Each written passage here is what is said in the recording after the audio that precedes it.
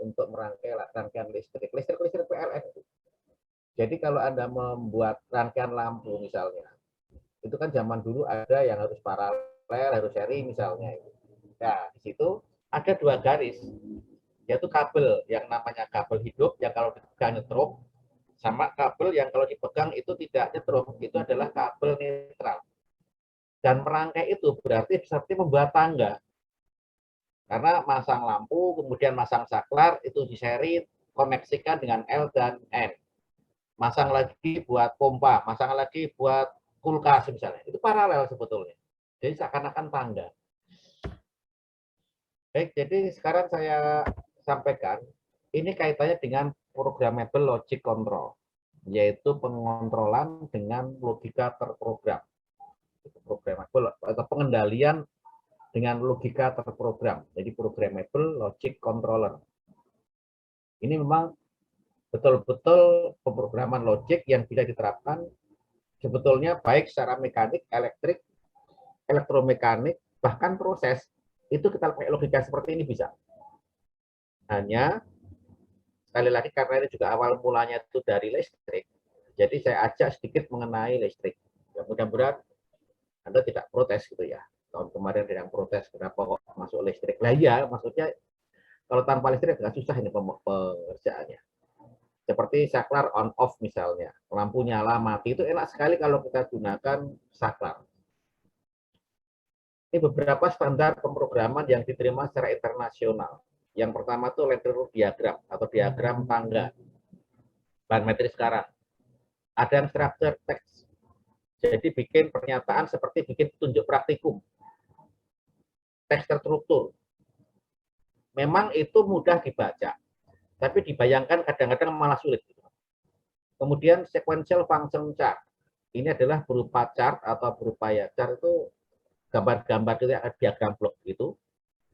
Flowchart misalnya seperti itu, tapi dia merupakan fungsi. Fungsinya apa? Yaitu fungsi berurutan. Pertama menyalakan saklar, kedua ngapain, kedua tiga ngapain. Persis seperti kalau Anda mau makan. Itu sebetulnya ada pekerjaan berurutan, dimulai dari mengambil piring, kemudian mengambil sendok, itu bisa dibalik. Kemudian mulai jalan kaki, nyari nasinya, kemudian ngambil nasi, kemudian ngambil sayur misalnya, itu urutan sebetulnya. Ada bagian yang boleh dibalik, ada yang tidak bisa dibalik, ada yang paralel, seperti yang saya kemukakan pada saat kuliah pertama itu. Kemudian instruction list. Ini list mirip dengan structure test, tapi dia berupa list ini, sebagai list perintah. Persis petunjuk praktikum juga ini, tapi yang langkah-langkahnya, prosedur. Tuangkan ke dalam gelas, ketiga buang gelasnya misalnya. Jadi di sini adalah merupakan instruksi yang berurutan. Kemudian function block diagram yang sudah kita kerjakan, yaitu pada minggu-minggu yang kemarin, itu adalah function block diagram, diagram blok fungsi, atau logic block diagram boleh, istilahnya pokoknya rangkaian logika itulah yang kemarin kita bahas. Nah, ladder diagram, itu pada dasarnya juga diagram logika. Sama persis. Oke, sekarang saya apa itu? Jadi ini adalah bahasa pemrograman untuk PLC. Singkatannya LD. Kita ladder logic atau dalam bahasa Indonesia diagram logika atau logika tangga boleh lah. Kalau logika tangga rasanya jadi malah aneh gitu ya. Ada logika tangga. Kemudian LD adalah salah satu bahasa pemrograman tertua yang digunakan untuk memprogram PLC. Jadi tua sekali, lebih tua dari Anda semua ini. Pada LD ini, bahasa pemrograman yang digunakan untuk membuat program untuk mengontrol sistem PLC disebut dengan ladder diagram language atau ya bahasa logika tangga gitu lah, atau bahasa diagram tangga. Ini adalah ditandai dengan representasi grafis seperti kabel listrik untuk kontrol logika. Sekarang bagian penting, ada yang namanya rang, adanya branch, itu adalah ya cabang biasa, input output. Kemudian pengalamatan, ini jika diterapkan pada kenyataan ini ya, diprogramkan ke dalam suatu PLC. Kemudian instruksi, ya, ini instruksi biasalah perintah. Belum kebayang, Ini rang garis horizontal.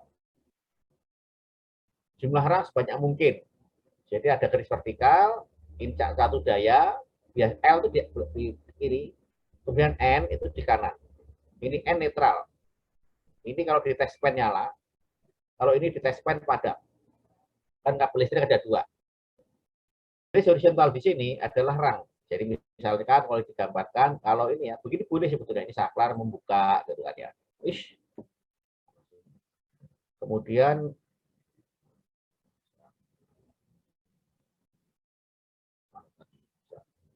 tiba-tiba begini itu. Tangan enggak ini. Jadi begini, ini lampu misalnya. Ya, kayak zaman dulu, zaman SD dulu lah. Ini lampu. Jadi ini ada saklar S, anak-anak. Gitu. Kalau ini saya tutup, maka listrik ngalir ke sana dan akhirnya lampu menyala. Ini kan biasa sebetulnya. Ini namanya diagram tangga. Jadi mungkin zaman SD pun atau SMP sudah diajari, cuma namanya bukan diagram tangga. Mungkin namanya rangkaian listrik, namanya apa ya? Ya, terserah namanya. Tapi pada dasarnya ada kabel hidup yang kalau dipegang itu nyetrum atau positif lah gampangnya.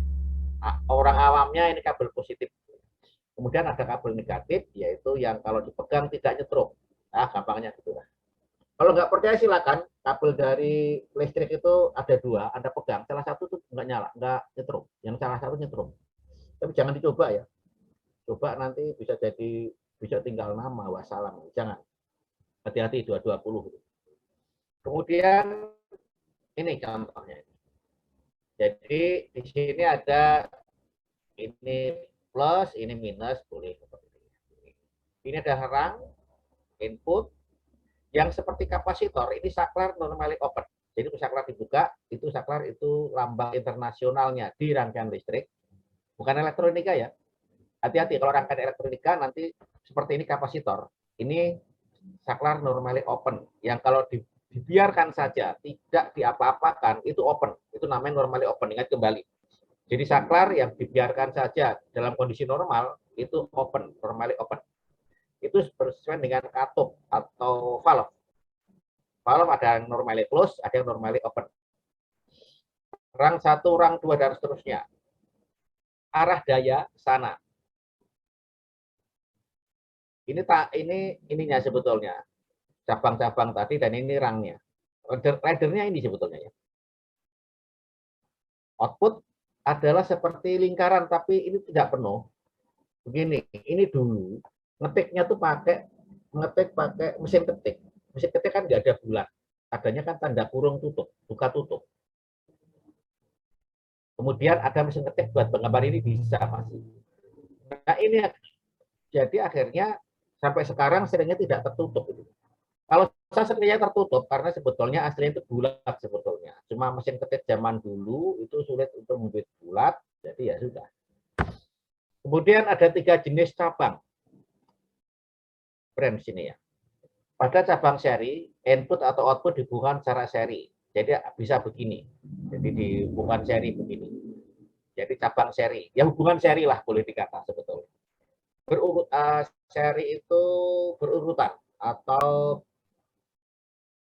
seri deret. Seri itu deret kalau bahasa Indonesia. I adalah output. I1, I2, dan seterusnya adalah input. Kalau seperti ini, kalau saklar semua itu tidak dalam kondisi close, tutup, maka lampu tidak menyala. Kan itu. Berarti hubungan antara I1, I2 itu kalau Anda perhatikan adalah hubungan N. Jadi dia akan menutup semua, maka baru T itu nyala. Aktif. Paralel, bisa jadi seperti ini. Ini adalah saklar lampu, bisa kalau Q1 lampu, maka salah satu dari saklar ini saya tutup atau saya tekan, maka lampu menyala. Berarti ini adalah hubungan OR, kalau di dalam logika. Bisa juga outputnya yang paralel. Saklarnya satu, lampunya banyak. Yang kita kenal kan selama ini. Saklarnya satu, lampunya banyak. Di sini ada lampu, ini ada pompa, ada motor, ada laptop misalnya. Ini adalah hubungan paralel pada output, ini hubungan paralel pada input. Baik, mudah sekali. Jadi saya sengaja pelan-pelan ininya ya. Dasar sekali. Mudah-mudahan tidak bosan. Kalau bosan ya gampang sebetulnya kalau belit. Kemudian campuran sebetulnya ini. Next diagram. Next branch ini. Jadi ada paralel, ada seri terhadap ini. Atau seperti ini. Ininya paralel seri begini. Jadi campur-campur. Nah, Anda perhatikan di sini. Ini adalah T1. Mungkin Anda bertanya, loh, bagaimana kok T1 jadi input? Jadi, di dalam diagram tangga atau di dalam rangkaian seperti ini, maka output bisa menjadi input. Tetapi input tidak bisa menjadi output. Kenapa demikian? Karena output itu tindakan. Tindakan, hasil tindakan, Mas. Hasil tindakan. Hasil tindakan itu bisa lampu menyala, bisa saklar horn berbunyi, kemudian motor berjalan, muter misalnya. Itu adalah hasil dari rangkaian listrik tadi, kerjanya tadi. Pada saat lampu itu menyala, maka dia bisa memantik saklar lain yang menyebabkan dia menutup atau membuka. Itu yang dipicu oleh aktivitas Q1. Maka kalau Q1 itu aktif, maka saklar ini aktif. Ini non aktif, saklar ini non aktif juga. Jadi ini ngikutin aktivitas dari output.